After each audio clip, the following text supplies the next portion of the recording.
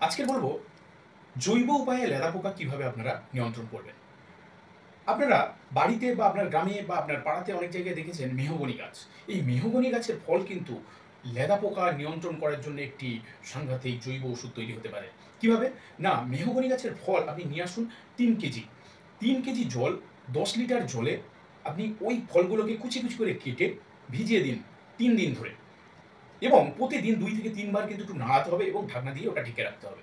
৩ দিন পরে ওই জলটা ছেঁকে নেবেন। তারপরে কি করবেন? না, ওর ১০ গুণ সমান অর্থাৎ আরো ১০০ লিটার জলে ওটাকে মিশিয়ে দিয়ে আপনি যে দ্রবণ তৈরি হলো তার সঙ্গে আপনি ৩ টে শ্যাম্পুর পাতা যোগ করে ওই দ্রবণটাকে স্প্রে যদি করেন তাহলে আপনার কিন্তু যেকোনো লেদা পোকা ফসলে সমস্ত কিছু নিয়ন্ত্রণ হতে পারে এবং ওই দ্রবণটা ৩ বিঘা বা ১ একর জায়গাতে আপনি স্প্রে করতে পারবেন।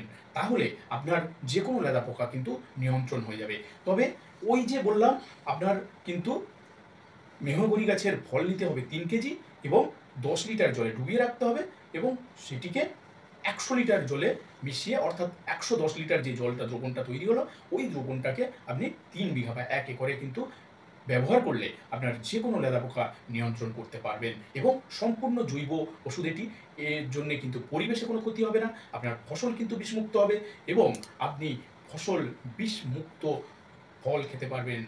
ধন্যবাদ।